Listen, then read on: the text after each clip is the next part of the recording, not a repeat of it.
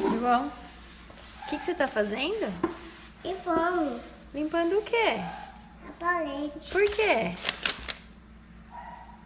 A parede. O que você fez aí na parede? Não sei. Não sabe? Aqui também. Alguém riscou a parede?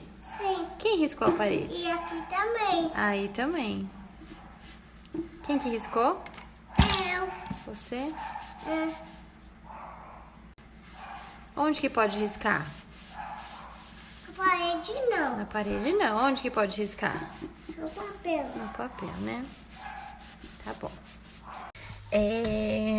Algumas pessoas tinham me pedido para falar sobre limites e birra. Que são temas bem amplos, né? Então, assim, não esgoto. Toda vez que eu for falar disso, não esgoto. Mas então eu queria aproveitar que eu postei ontem sobre aquele videozinho do João limpando a parede e tal, para exemplificar e falar. Na verdade, eu queria usar 3 situações que aconteceram com o João sobre limites e birra de sábado até agora.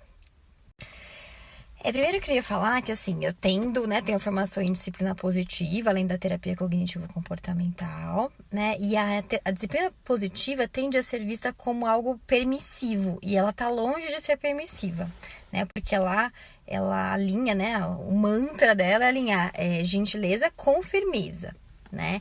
Então, por exemplo, nesse exemplo do pintar a parede e tal do João, ele já sabe que o limite é desenhar só no papel. Tanto que ele sabia, tanto que ele desenhou na parede e me chamou e falou, olha, tem que limpar. Ele já sabia que não era lugar, ele já sabia o limite dele.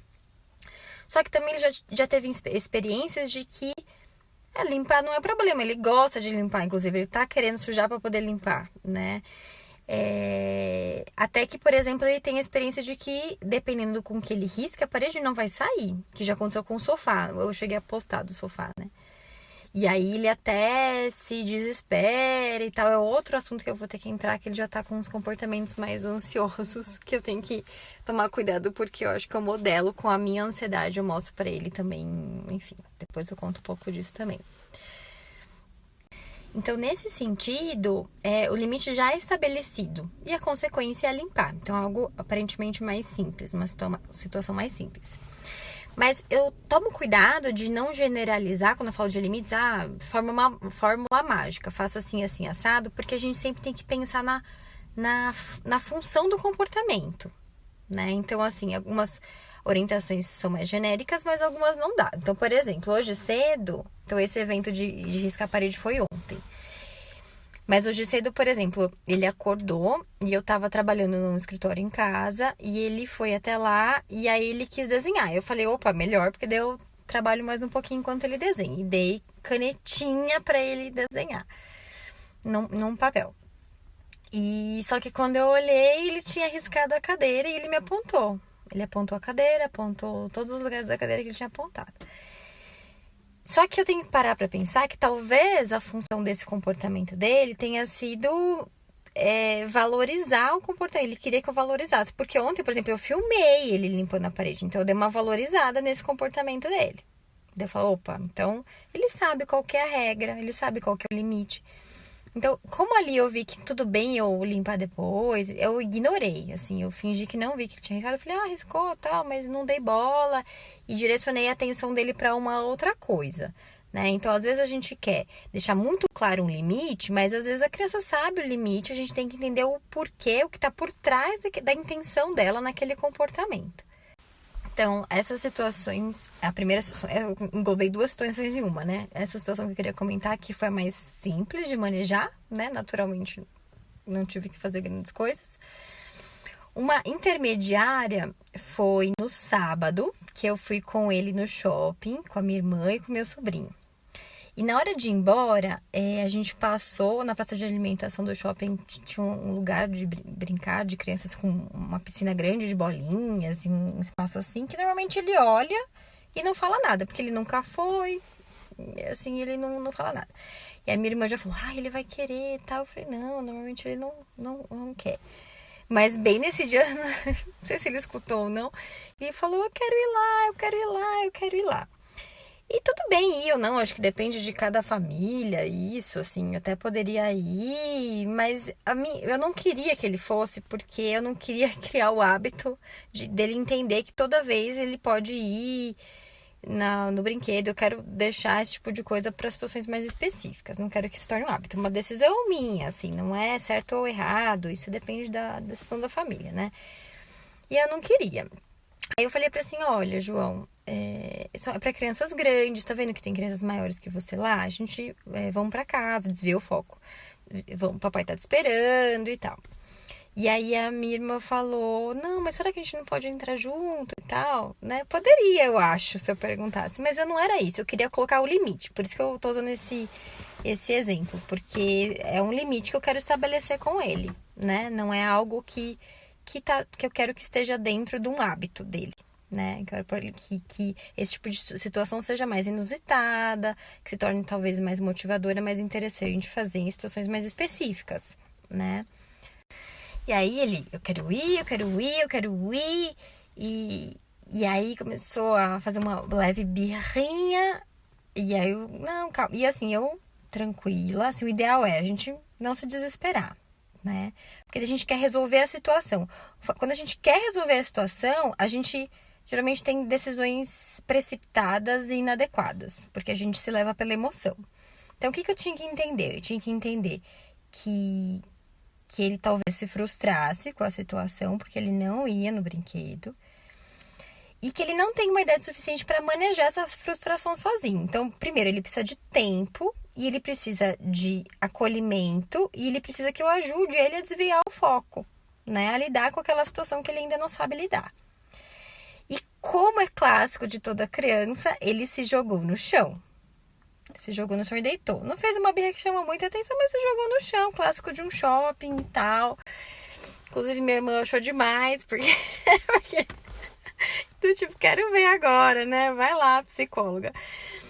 Mas tudo bem, assim, não foi difícil, porque daí eu dei o tempo dele, eu falei, eu entendi que você tá triste, chateado, mas a gente vai pra casa, a gente vai poder brincar lá, o papai tá esperando, desviei o foco. Deixei um tempo pra ele também, ele precisa de um tempo, assim, não dá. A gente, quando a gente fica irritado, a gente não dá conta, a gente explode, faz besteira, né? Adulto, né? Então, assim, quanto mais experiência pra uma criança de 2 anos e meio, não dá, né? Então, ele precisava de um tempo, eu peguei, não repreendi a expressão emocional dele, porque é a forma que ele tem de se expressar. Não falei assim, não, levanta, tá aí, tá errado, sai daí, eu ameacei ele, nada disso. Eu só falei assim, olha, tudo bem, dei um tempinho, peguei ele pela mão e falei, vamos lá, vamos com a mamãe. E fui, e levantei, ele levantou, ficou chateadinho, meio empurradinho, mas logo passou, né? Porque daí a gente desvia o foco. Então, assim, foi intermediário. Foi uma birra, eu acho que bastante leve até, embora ele tenha tido esse comportamento de se jogar no chão. Eu preciso aprender a mexer nesse stories direito, porque eu perdi um monte de stories que eu fiz agora. Tudo bem? Vamos lá. Então, resumindo, eu juntei esse tema limite e birra, porque geralmente eles vêm junto, né? Quando a gente quer pôr um limite, geralmente vem uma birra, enfim, são dois assuntos. E aproveitei essas situações também, que eu acho que é mais ilustrativas do que eu ficar falando teoricamente o que se deve fazer ou não, porque, como eu disse, depende muito da função do comportamento da criança. Eu falei de duas situações, uma super tranquila e uma tranquila também, que foi da birra do shopping. Mas eu queria falar de uma mais difícil hoje cedo, né? Que é uma situação que geralmente eu tenho que enfrentar, mas tem sido melhor a cada vez. Hoje que foi um pouco mais difícil, que é trocar de roupa para ir para a escola. Tem uma questão importante que eu acho que talvez tenha influenciado bastante, que é a questão de rotina. Então, a criança precisa muito de rotina, daí isso traz segurança, previsibilidade, e as coisas fluem melhor, ainda que a gente precise de flexibilidade para várias coisas e dê flexibilidade para eles também em algumas situações, né? Mas, por exemplo, hoje minha mãe estava em casa, então talvez isso tenha mudado um pouquinho a rotina para ele e dificultou um pouco esse processo. Vou contar mais ou menos como que foi. Então, a gente estava até com o horário meio que folgado e eu tinha até uma certa flexibilidade para levar hoje, de horário. Mas mesmo mais cedo eu já fui avisando, olha, daqui a pouco a gente vai trocar de roupa e tal.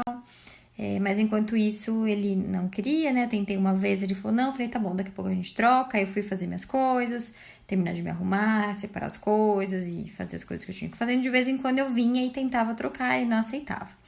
Tentei a estratégia de colocar adesivo na roupa, que geralmente funciona. Escolhe um adesivo pra gente colar na sua roupa, pra mostrar pra tia e tal. E também ele falou que queria, mas não aceitava colocar roupa na hora pra poder colar o adesivo. E isso, assim, foi acho que mais de meia hora. Acho que uns 40 minutos. Então eu ia, voltava e tentava. Geralmente isso de dar mais tempo acaba funcionando. Eu tive que recorrer algumas vezes a uma estratégia do tipo, olha, a gente vai colocar roupa aqui ou a gente vai colocar roupa no carro, na frente da escola.